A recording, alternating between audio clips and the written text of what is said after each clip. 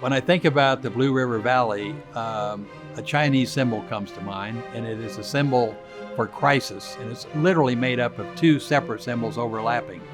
One is a symbol for danger, and the other is a symbol for opportunity. And they believe the moment of greatest danger is the moment of greatest opportunity. I believe that's where the Blue River Valley is today, and I could argue that's where humankind is today. I get super excited about Blue River Valley history because I can literally show you where the Model T was built.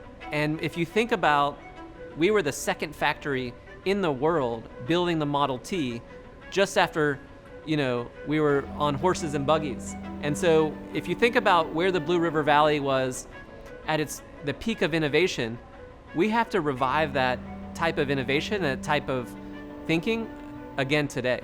And so in the north, the Blue River Valley is home to 5 railroads currently, and once it was the pinnacle of American industrial production. You have this incredible combination of railroad plus auto manufacturing plus steel mills. Everything you would need in that one little area to become a major player, and frankly, it was the economic engine of the entire city at the time. One of the linchpins for reclaiming the Blue River Valley and the Blue River Corridor for jobs, environmental and economic opportunity for the future is the Missouri River Terminal, or MRT.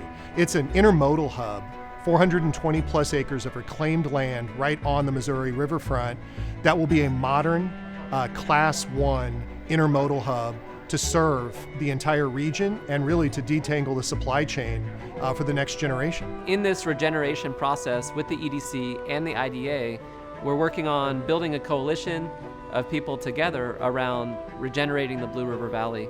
In about 2015, the EDC became very interested in the Blue River Corridor. Essentially, we were looking at this giant swath of land, about 5,000 to 6,000 acres of Kansas City. It was immediately adjacent to Kansas City's east side, and we thought, why in the world have we not invested in this? How was it once a thriving jobs corridor for Kansas City, and now we've let it go into decades of disinvestment? With the Missouri River Terminal through Port KC coming online here in the near future, we started to see enormous potential in the Blue River Corridor with that piece of infrastructure serving as a catalyst. And so that's really when the Blue River Corridor initiative began at the EDC. We were trying to ask the questions of what do we need to do from an infrastructure standpoint, an ecology standpoint, how do we remediate brownfields, assemble sites, how do we make this an attractive place to live, work, and play, how do we enhance development while also taking care of ecological assets within the corridor to make this a place that Kansas City can be proud of for the next generation. And in the center of the Blue River Valley are about 8 neighborhoods. Further south, it was really an incredible amenity for Kansas Citians. Houseboats and restaurants, people biking and fishing and kayaking the Blue River, and that's sort of almost non-existent today. The Blue River Valley work is that perfect synergy of community, environment, and economy that really drives the focus of community planning. And the holistic strategies that we're employing really resonate with community members. Systems-based regenerative strategies resonate with community members because they know how complex their day-to-day lives are. And so when you're bringing partners together to both lift up their voices and connect them with additional resources, these are the things that make sense for the future of their places, their people, and moving the best parts of their history forward. Blue River Valley is a project we're really excited to work on.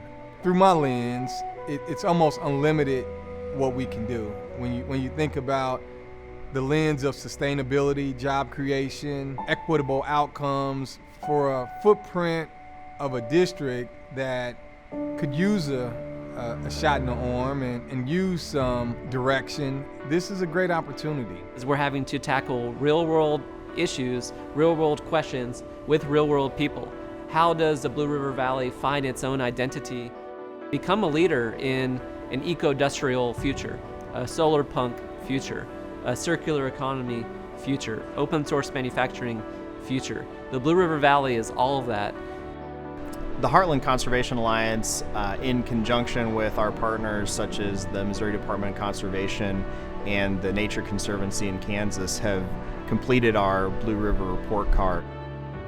And based on the latest data that we have, the overall Blue River watershed has been graded as a C, which is an improvement over the 2019 report card of a C-. But the lower Blue watershed is rated at a D+, and clearly there's a lot of work to do throughout the watershed, but certainly in the lower Blue River.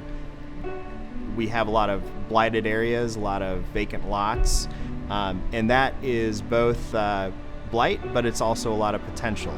You know, what can those vacant lots do for those communities to serve not just an environmental benefit, but a social infrastructure benefit as well? We need to create local ownership.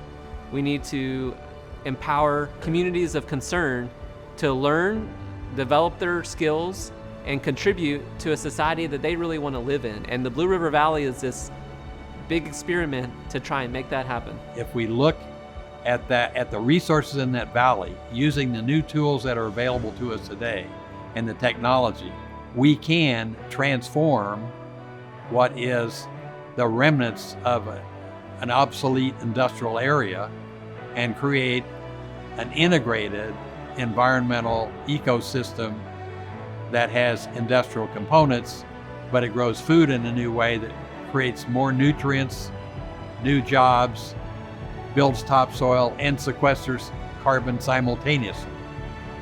And I think we can, when we look at that and we look at the opportunities for byproduct synergy and circular economies, they are run rampant through up and down the Blue River corridor.